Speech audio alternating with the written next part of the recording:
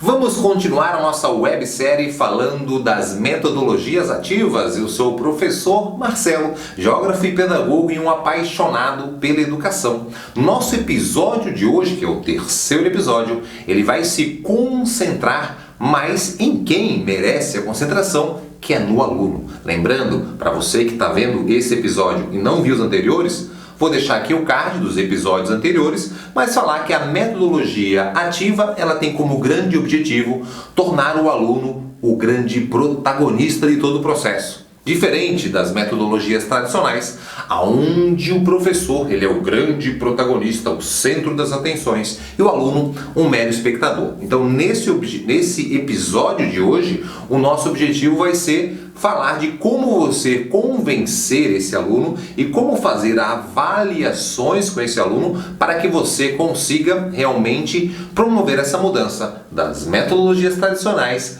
para as metodologias ativas. Aproveito para deixar aqui para você o nosso site, professormarcelo.com, onde você consegue falar diretamente comigo também e você consegue ter acesso a todo o material que a gente produz, livros, cursos. Seria interessante você dar uma olhada. Bom, o aluno grande protagonista. Eu falo para você, por experiência, de ter já vindo aí buscando adotar as metodologias ativas, da resistência dos alunos em aceitar este modelo. Os alunos, eles acabam estando, passando aí por grande parte da sua vida estudando através do método tradicional, aonde ele é passivo, e obviamente quando o professor começa a propor a metodologia ativa, ele vai ficar um pouco desconfiado e resistência a essa mudança. Por quê? Agora ele vai ter que trabalhar muito mais, ele vai ter que sair da passividade e ser agora um aluno ativo. É muito mais fácil eu parar na aula e ficar de braços cruzados olhando para o professor, onde vai estar ali contando aquelas informações, e aí eu vou prestar atenção e vou aprender. O aluno, não é por mal, às vezes ele não está acostumado com todo esse processo de ser um protagonista e ele acaba duvidando da eficiência disso e pode querer julgar que o professor está querendo matar a aula. Nós estamos apenas querendo fazer trabalhos. Tome muito cuidado primeiro, professor. Não basta você delegar as funções a esses alunos. Quando você dividir eles em grupos e usar uma das formas das metodologias, seja resolução de problema, estudo de caso, sala de aula invertida, a ludicidade, inúmeras possibilidades, você tem que estar passando por eles e conduzindo e questionando muito esses alunos para que eles entendam e acabem pensando. Deixar eles soltos demais, sem não seria um controle, mas sem nenhum cuidado, pode aí fazer com que esse aluno ele acabe não dando valor a ser um aluno ativo, não dando valor a todo o processo. Ele acaba vulgarizando. Então, o primeiro papel, quando você começar a explicar, você deve ganhar uma aula e não perder uma aula para explicar para ele o que é a metodologia ativa. Explique para o seu aluno, por que é importante.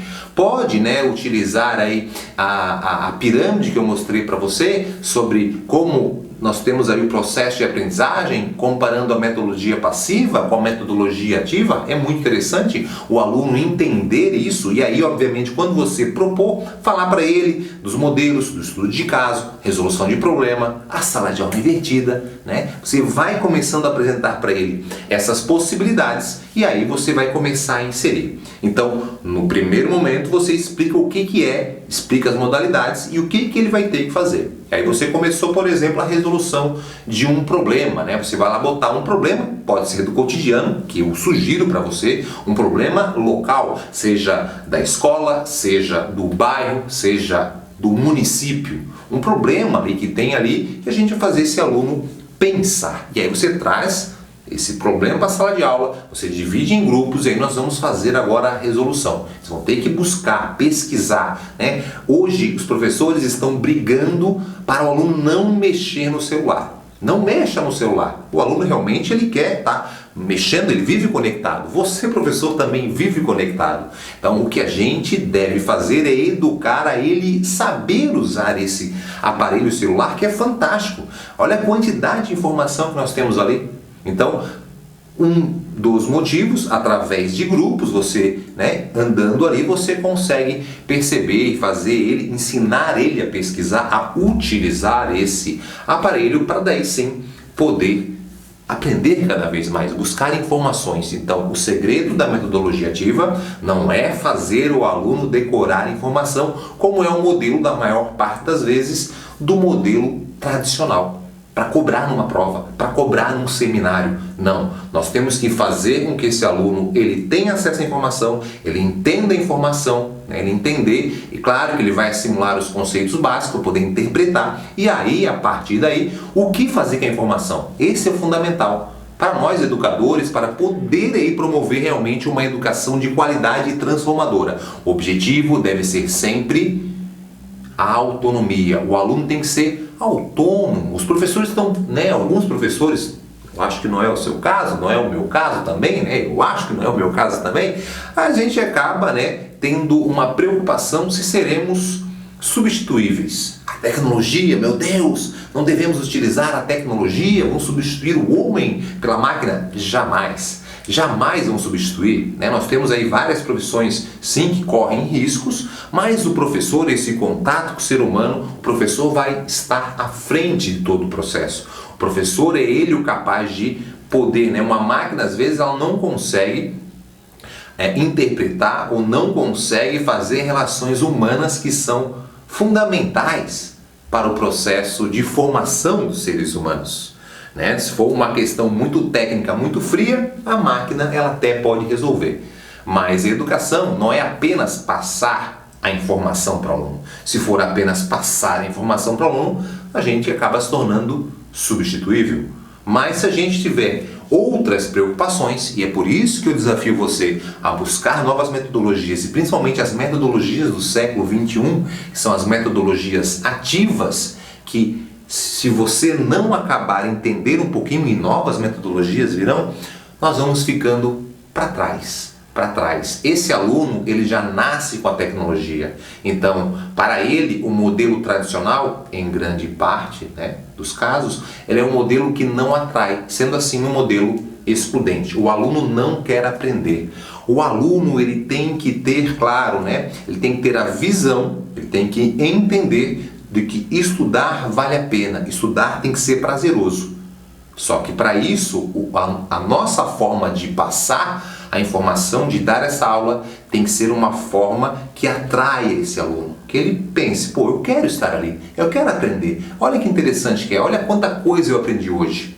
Então, a segunda dica vai de acordo com essa última fala que eu fiz agora. Você, quando começar uma aula, fale o objetivo. Qual é o objetivo da aula de hoje? O que vocês têm que, no final da aula de hoje, saber? O que eu tenho que saber? E às vezes os professores não fazem isso. Dá uma aula simplesmente, tem que saber tudo. Não. No final da aula o objetivo é que vocês consigam interpretar tal situação. Se for uma aula básica de matemática, você consiga desenvolver aqui um cálculo e consiga ver qual é a porcentagem. Isso depende de cada conteúdo, mas você tem que falar o objetivo. No final da aula você tem que saber isso. E aí você vai passar, através da metodologia ativa, essa forma de o aluno conseguir resolver essas situações, esses problemas, e aí ser um aluno autônomo. Então, a segunda dica que eu te dou na metodologia é essa. A terceira dica que eu falo para você, hoje nós estamos vivendo um mundo da negação à ciência. E, obviamente, isso acontece porque, Marcelo, porque nós temos aí um modelo de educação que vai privilegiar o concurso, a prova. O aluno ele passa o ensino básico para entrar no ensino médio, o ensino médio para ingressar no ensino superior. Sempre pensando em provas e sempre pensando no futuro, na prova do Enem ou num vestibular. O aluno ele não aprende por prazer, ele não aprende a entender como aquilo virou um conceito científico comprovado, seja da área da natureza ou seja da área humana. E aí, obviamente que qualquer problema, qualquer situação, a gente tem uma visão. Uma visão de quem está pesquisando. E isso é difícil separar. Como pesquisador, eu falo para vocês, meu projeto aí de doutorado, eu trabalho com pesquisa, eu procuro escrever. Obviamente que a gente tem um olhar. E as nossas crenças acabam sendo colocadas naquele olhar. E óbvio que uma outra pessoa, ela pode ter uma visão, uma cultura diferente, olhar aquele mesmo problema e colocar ali definições diferentes. Então é importante também você, como educador, falar que em determinadas situações nós temos diferentes visões. E essas diferentes visões, esses olhares, eles têm que ser respeitados. Nós temos que trabalhar com o aluno que ciência se faz através de pesquisa. E as nossas crenças, elas não quer dizer que são falsas.